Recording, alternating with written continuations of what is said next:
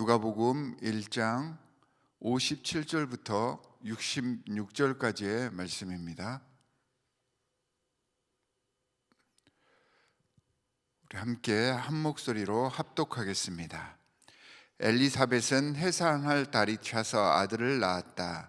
이웃 사람들과 친척들은 주님께서 큰 자비를 그에게 베푸셨다는 말을 듣고서 그와 함께 기뻐하였다.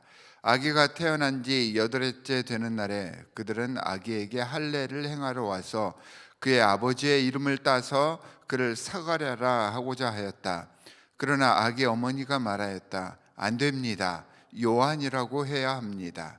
사람들이 말하였다. 당신의 친척 가운데는 아무도 이런 이름을 가진 사람이 없습니다. 그들은 그 아버지에게 아기의 이름을 무엇으로 하려는지 손짓으로 물어보았다. 그가 서판을 달라 하여 그의 이름은 요한이다 하고 쓰니 모두들 이상히 여겼다. 그런데 그의 입이 곧 열리고 혀가 풀려서 말을 하며 하나님을 찬양하였다. 이웃 사람들은 모두 두려워하였다. 이 모든 이야기는 유대 온 산골에 두루 퍼졌다. 이 말을 들은 사람들은 모두 이 사실을 그들의 마음에 두고 이 아기가 대체 어떤 사람이 될 것인가 하고 말하였다. 주님의 보살피는 손길이 그 아이와 함께 하시는 것이 분명했기 때문이다. 아멘. 자, 오늘 말씀에서는 세례 요한의 출생에 대한 이야기가 소개가 되고 있습니다. 우리가 너무나도 잘 알고 있었던 그러한 내용들입니다. 자, 66절 말씀에 보니까 이 아기가 대체 어떤 사람이 될 것인가 라고 사람들이 떠들어댔다라고 성경은 이야기를 하고 있습니다. 자, 이렇게만 보면 그 내용이 조금 애매하지요. 그런데 이 문장의 진짜 뜻은 장차 이 아이가 굉장한 인물이 되겠구나, 이런 의미이죠. 장차 인물이 될 아이구나, 이런 의미입니다. 모두가 다 이 아이는 아주 특별한 사명을 갖고 태어났고 이 땅에서 정말로 귀히 하나님의 사역을 감당할 큰 인물이 되겠다라고 기대를 했다는 말입니다. 그럼 어떤 면이 이 아기가 특별할 것임을 짐작하게 했을까요? 모든 사람들이 이 아이를 보고 그렇게 느끼게 했던 그 이유가 무엇일까요? 그는 출생 자체가 기쁨인 아이였습니다. 58절에 보면 이웃 사람들과 친척들이 하나님께서 이 부부에게 큰 자비를 베푸셨다는 말을 듣고 기뻐하였다라고 성경은 전하고 있습니다.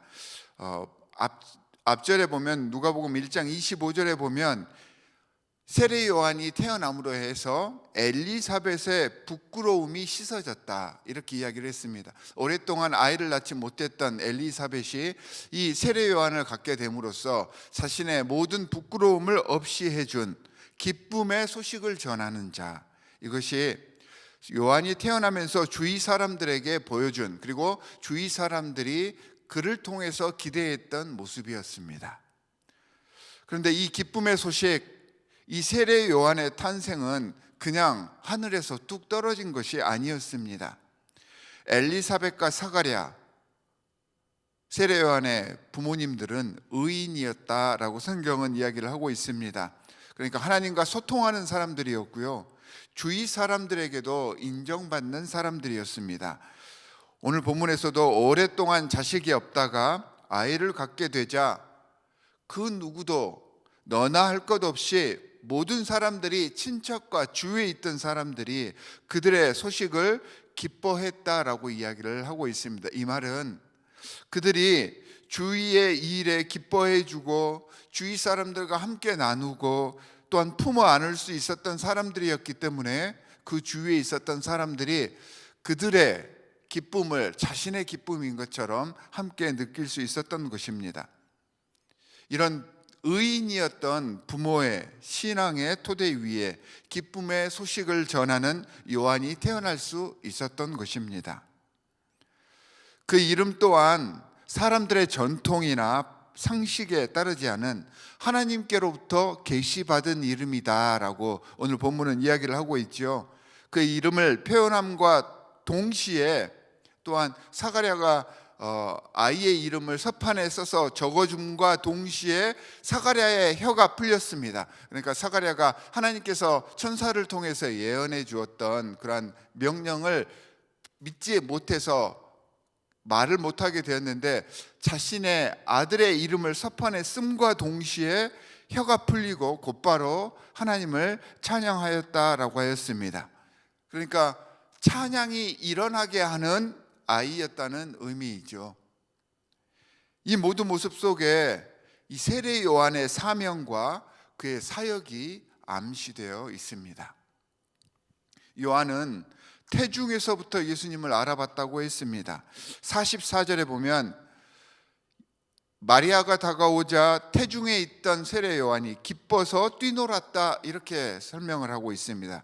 그리고 그의 아버지 스가랴는 아가야, 너는 더없이 높으신 분의 예언자로 불릴 것이다 라고 예언을 하였습니다. 모두가 알다시피 그는 광야에서 외치는 이의 소리, 그러니까 기쁨을 전하는 소리가 되어서 예수 그리스도의 길을 예비하였습니다. 저는요, 그가 큰 인물이 될 수 있었던 이유가 어디에 있을까 조금 더 깊이 묵상을 해보았습니다. 요한의 사역, 요한의 몫은 예수님의 제자가 되는 것이 아니었습니다. 그의 사명은 예수님이 오시기 전에 사람들을 준비시킨 이 세상에서 마지막 예언자의 삶이었습니다. 인간의 삶과 생로병사를 공감해야 하는 제사장이나 혹은 예수님의 제자들 그리고 사도들에 비해서 구약시대 예언자의 삶은 굉장히 척박한 삶이었습니다. 철저하게 자신이 드러나서는 안 되는 삶이었죠. 제자들과 사도들 그리고 나아가서 제사장들은 세상에 나아가서 자신의 있음을 증명하는 삶을 살았습니다. 세상 속에 파고들어서 복음을 증거하는 삶이었습니다. 물론 이 삶도 쉬운 사역이 아닙니다. 하지만 예언자들의 삶, 구약시대 예언자들의 삶은 자신의 있음을 증명하는 것이 아니라 사라지는 것이었습니다. 인류의 마지막 예언자라고 불리던 세례 요한의 역할 역시 사라지는 것이었습니다. 이 사라지는 일이 쉽지가 않습니다. 우리가 잘 아는 지도자이자 예언자였던 모세도 약속의 땅으로 들어가게 해달라고 수차례 주님께 간구하였습니다. 요나도 니느웨의 회개를 못마땅해 하면서 왜 그러시냐고 하나님의 뜻을 자신의 뜻을 관철시키기 위해서 하나님께 따져 물었던 사람입니다. 의인 욥도 고난 중에 하나님을 원망하였습니다. 왜냐하면 자신들의 있음을, 이 세상에서 존재함을 증명하려 했기 때문입니다. 자신들이 작아지는 것을 실패라고 생각했기 때문입니다. 자신이 바라는 바가 제대로 이루어지지 않으면 안 된다, 이렇게 생각했기 때문입니다. 이것이 인간 그리고 살아있는 생명의 본성입니다. 그런데 세례 요한은 정반대입니다. 사라져가는 것, 없어지는 것이 자신의 사명임을 분명하게 알고 있었습니다. 요한복음 3장 30절에서 세례 요한이 예수 그리스도를 보고 그는 흥하여야 하고 나는 쇠하여야 합니다 라고 자신의 사명을 정의하였습니다. 요한복음 1장 30절에서 내 뒤에 한 분이 오실 터인데 그분은 나보다 먼저 계시기에 나보다 앞서신 분입니다 라고 자기 스스로를 자리매김하였습니다. 그가 장차 큰 인물이 될 위대함이 바로 여기에 있습니다. 자신이 작아지는 것이 실패가 아님을 알고 이게 자신이 이 세상에 보내진 사명임을 분명히 알았기 때문입니다.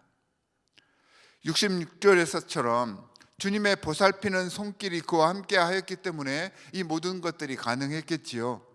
주님과 동행하기 위해서 몸부림치며 주님을 더 알기 위해서 애썼기 때문에 이런 인물, 장차 큰 인물이 될 수 있었던 것입니다.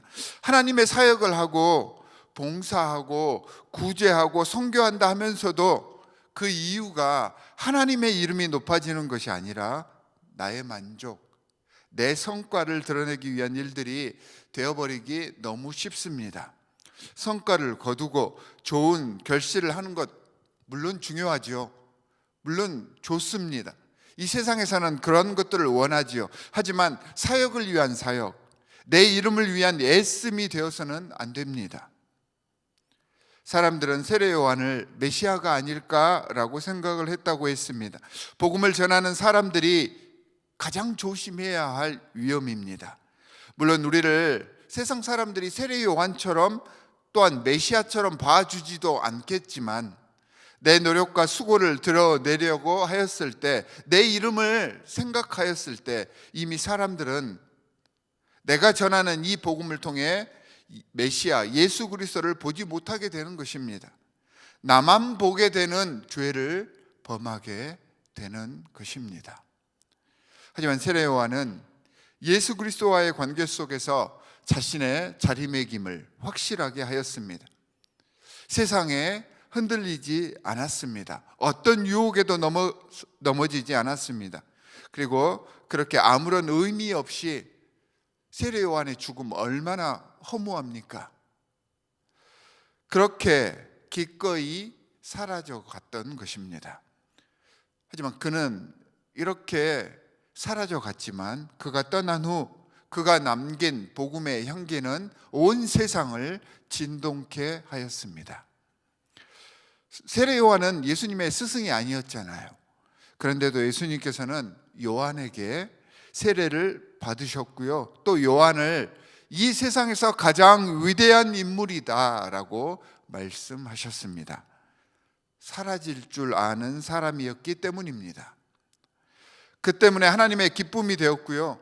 모든 사람들에게 기쁨의 소식이 되었고 장차 가장 위대한 예언자로 세상 속에서 별처럼 빛날 수 있었습니다.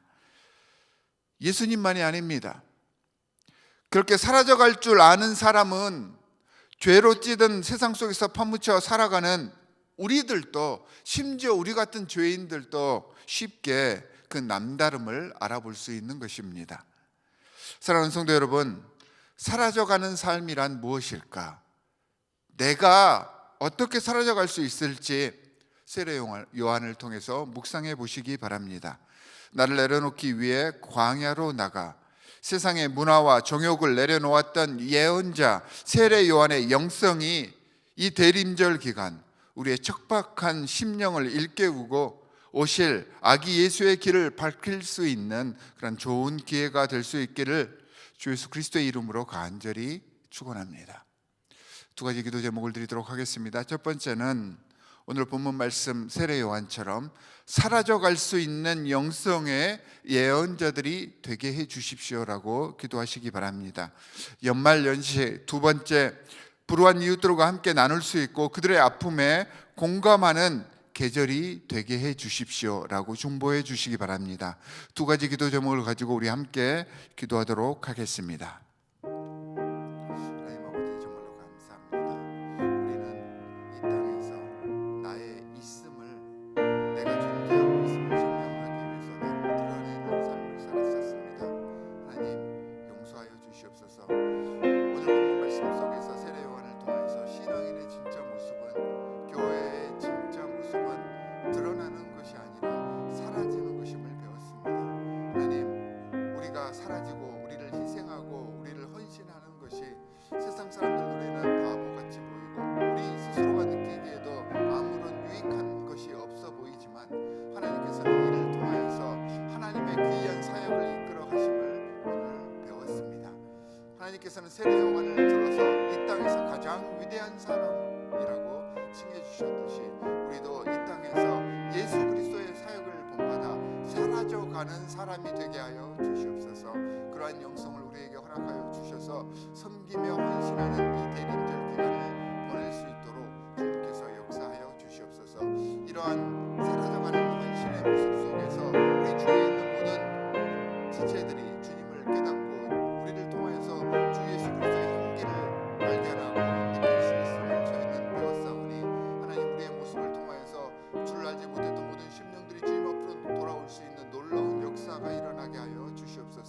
가난한 사람들, 불우한 사람들, 우리 주위에 있는 사람들의 아픔과 고통을 함께 나누며 그들과 공감할 줄 아는 신앙생활을 통해서 우리의 선교가 세상에 발아여질 수 있도록 좀 도와주시옵시고, 이를 통해서 하나님 나라가 확장되게 하여 주시옵소서.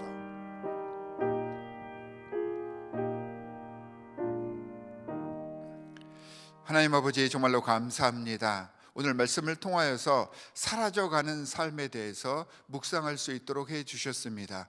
우리는 이 세상에 태어나서 자꾸 우리가 있음을, 우리의 존재의 이유를 증명하려고만 하였습니다. 하지만 진정한 신앙인의 삶은, 참 제사장, 참 예배자의 삶은 사라져가는 삶임을 배웠습니다.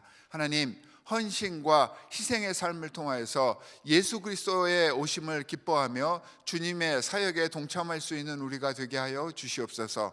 우리가 이렇게 헌신하며 희생함으로 사라져갈 때 주를 알지 못했던 모든 불쌍한 심령들이 우리를 통하여서 예수 그리스도의 살아계심을 깨닫고 하늘나라의 존재를 깨달으며 주님 앞에 나아올 수 있는 놀라운 역사가 일어날 줄 믿사오니, 하나님 아버지, 더 헌신하며 더 섬기면서 아기 예수의 탄생을 기다리는 대림절을 이끌어갈 수 있도록 주님 도와주시옵소서. 우리 주위에 있는 힘들고 어려운 고통 중에 있는 모든 지체들을 위하여서 중보하기를 쉬는 죄를 결단코 범하지 않게 하여 주시옵시고, 우리의 존재의 이유가 사라져감임을, 희생과 헌신임을 잊지 않고 주님께 헌신하는 오늘 하루가 될 수 있도록 주께서 우리를 인도하여 주시옵소서.